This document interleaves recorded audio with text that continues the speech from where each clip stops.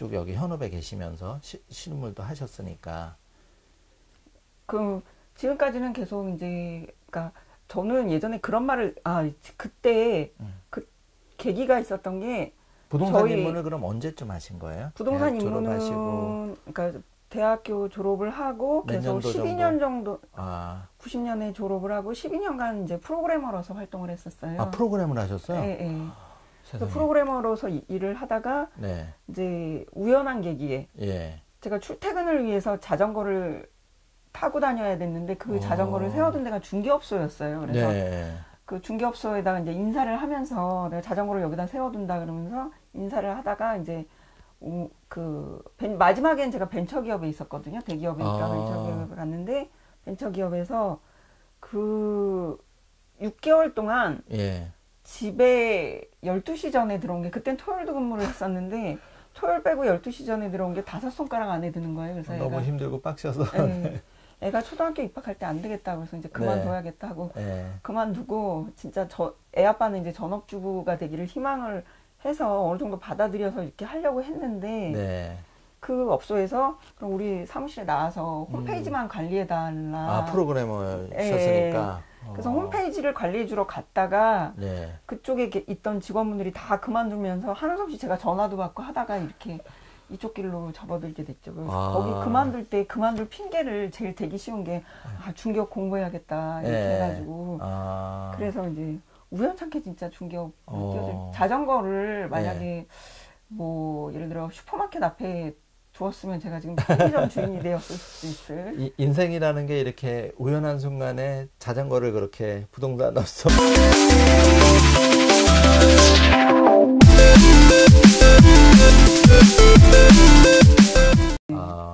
그러면 예전에 90년대는 프로그래머도 되게 좀 컴퓨터도 많이 보급이 안 돼 생소한 그거였는데. 근데 프로그래머 생활을 그만두게 된 거는 이 프로그래머는 그 당시에는 지금은 좀 안정화됐어요. 자바라는 언어를 가지고 하고 서버 클라이언트 개념으로 움직이는데 그때는 이게 컴퓨터가 발달이 되면서 너무나 환경이 계속 바뀌었어요. 그래서 언어도 제가 뭐 폭스프로 쓰다가 뭐 디베이스 쓰다가 코볼 쓰다가 뭐 C 쓰다가 그래서 막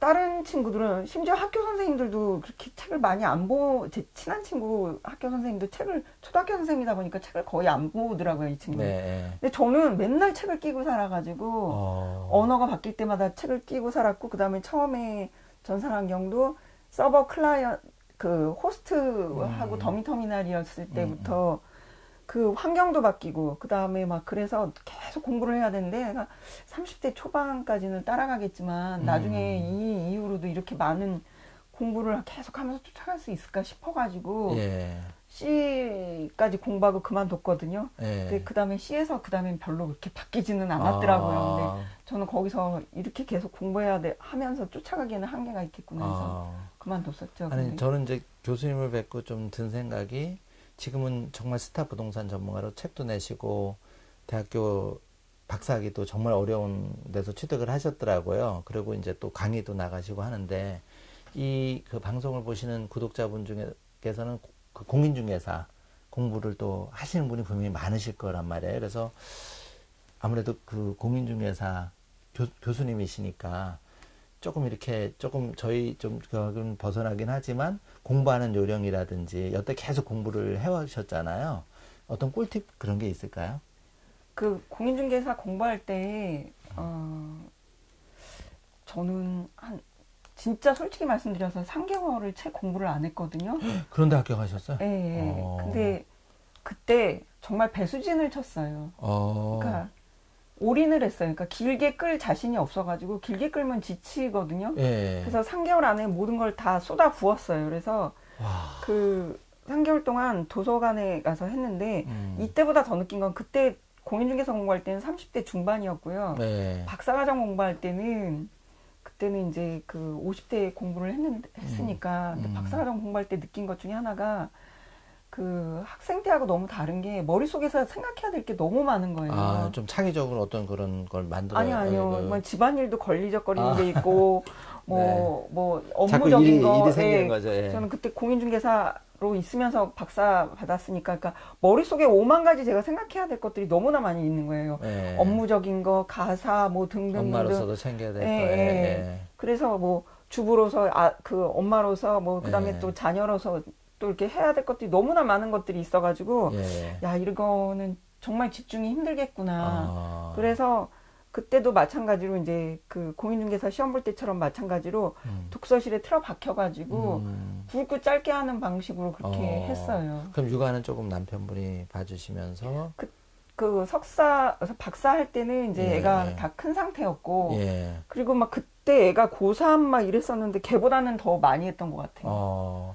근데 여기 이제 시청자분들은 그런 생각이 드실 거예요. 아니, 나는 현업에서 나도 막 트럭 운전하도 하고 막 힘든 과정에서도 그래도 공인중개사가 꼭 뭐 이렇게 일을 현업에서 안 한다 하더라도 굉장히 도움이 되시잖아요. 공부 자체가.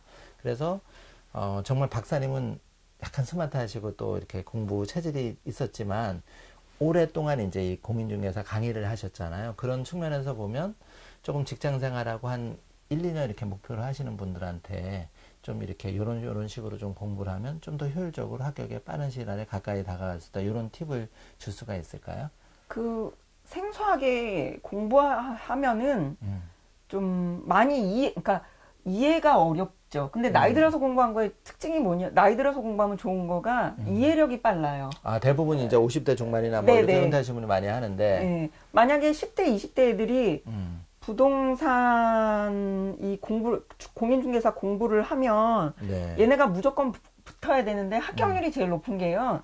제가 계속 이제 그 몇 년 동안 이 공인중개사 이제 연수교육, 실무교육을 하면서 공인중개사들이 합격된 통계를 보면 합격률이 제일 높은 게 남자보다는 여자가 높고요. 그 다음에 이제 제일 높은 거는 이제 40대 가장들이 높아요. 40대가. 그게 이유가 그러니까 공인중개사 합격률을 놓고 보면 제일 합격을 좌우하는 거는 절실함인 것 같아요. 절실함이 있어야 된다. 예, 절실함이. 그러니까 머리 갖고 시험을 보면 10대가 제일 합격률이 높아야 되잖아요. 근데 응시생 대비해가지고 합격률을 보면 10대가 아니라 40대 남자분, 30대 남자분 뭐 이런 쪽이 더 높고요. 여자분들도 40대 뭐 이렇게 높고요. 그러니까 여자분들 중에는 이제 그 공인중개 사무실에서 나와서 일을 하다가 나도 차려야겠다 이런 분들이 많이 있는 것 같고, 남자분들은 이거 합격을 이제 직장에서는 나가라고 그러고, 그 다음에 그 나와서 딱히 할 거는 없고 공인중개업은 조금 리스크도 덜한 것 같고 이러니까 차리시려는 분들,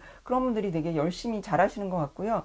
그 다음에 이제 시험을 외워서 안 외워진다고 많이 고민들을 하세요. 근데 제가 공부할 때도 젊은 애하고 같이 나란히 했는데 암기력이 훨씬 빠르고, 저는 암기는 못하지만 이해를 했는데 시험 결과를 보면은 이 이해한 쪽의 합격률이 항상 더 높아요. 그래서 공부를 하실 때는 이거를 무조건 그 암기를 하려는 것보다는 왜 이게 이렇게 되는지를 보시는 게 중요하고요. 무조건 암기보다는 조금 이해를 하자. 네네, 이해를 해야 되고요. 그다음에 암기가 안 되는 거에 대해서는 계속 그 자기만의 노트를 만들어서 점점 이제 암기해야 될 내용만 노트로 만들었다가 이게 시간이 지나면서 이제 암기된 부분은 버려서 시험장에는 한 장 정도의 종이 쪽지만 가지고 가서 이렇게 할 수 있게끔. 보통 거꾸로 그냥 책을 다 들고 가는데 한 장으로 축약. 그러니까 시험 보러 가기 직전에는 한 장으로 축약이 될 수 있으면 좋고요.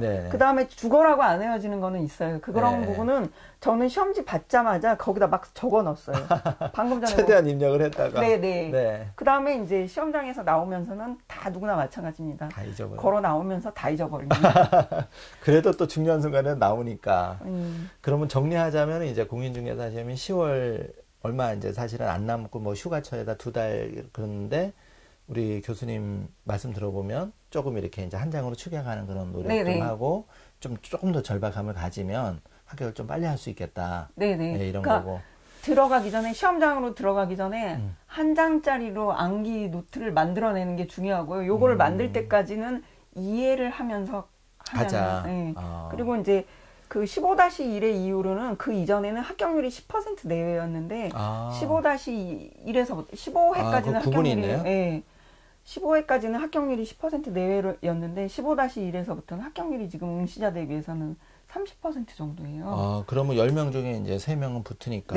그래서 걱정 그렇게 크게 안 하셔도 됩니다. 절대평가가 아니라 이제 이렇게 상대평가니까 30% 정도는 합격이 되니까 좀 편하게 이렇게. 네네.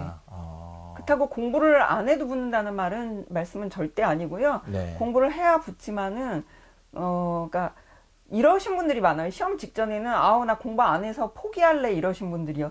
근데 제 주변에서 공부를 하다가 막판에 너무 바빠가지고 업무상 바쁘다든가 일이 바빠서 포기하셨던 분들도 저는 끝까지 포기하지 말라고 응시하시라고 그러는데 그때 붙어갖고 오는 경우들이 참 많았어요. 의외로. 네네. 왜냐하면 사람들이 이 시험 쉽다 그렇게 말씀을 드리면 아니라고 그러는데 이제 제가 이제 말을 바꿨어요. 그 정확하게 말씀드리면 시험은 어려우나 합격은 쉬워요. 합격은 쉽다라는 거는 이 합격률이 그러니까 30%가 넘는 합격률 때문에도 그렇게 말씀을 드리는 거고, 그 다음에 이게 주관식이 아니고 오지선다 객관식이다 보니까 붙을 수 있고, 그 다음에 또 1년에 걸쳐서 1년에만 볼 수 있는 게 아니라 2년에 걸쳐서 1차, 2차 나눠서 볼 수 있기 때문에 네. 좀만 노력하면 합격할 수 있고요. 그 다음에 이제 쉽다고 말씀드린 거는 끝까지 포기하지 마시라고 말씀을 드리는 거예요. 네. 웬만하면 다 붙어서 오십니다. 이게 뭐 그렇게 뭐 정말 난이도가 몇 년을 걸려서 하는 건 아니니까 좀 간절함을 가지고 그렇게 한 장으로 좀 요점 정리하는 거 그렇게 좀 공부를 하면 좀 더 합격이 빨라질 수 있다. 예, 이런 말씀이시네요.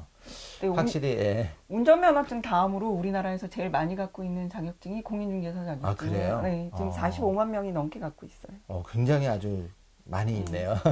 그 다음에 이제 개업한 공인중개사들은 한 10만 명이 조금 넘습니다. 그래서 45만 명 중에 한 10만 명. 네, 개업한 공인중개사가 10만 명이 좀 넘는데 그런데 이제 소속공이라고 하는데 소속공인중개사분도 계시고 법인에 소속돼 있는 분들도 계시고 그러니까 제가 보기에는 3분의 1은 쓰고 있는 것 같고요. 자격증은 3분의 2는 이제 묻혀두고 있는 것 같습니다. 근데 저는 꼭 공인중개사 합격을 못한다 하더라도 그런 공부들이 내 집도 장만해야 되고 또 집을 팔 때도 있고 전세도 구해야 되는데 그럴 때 굉장히 도움이 될 것 같긴 하거든요.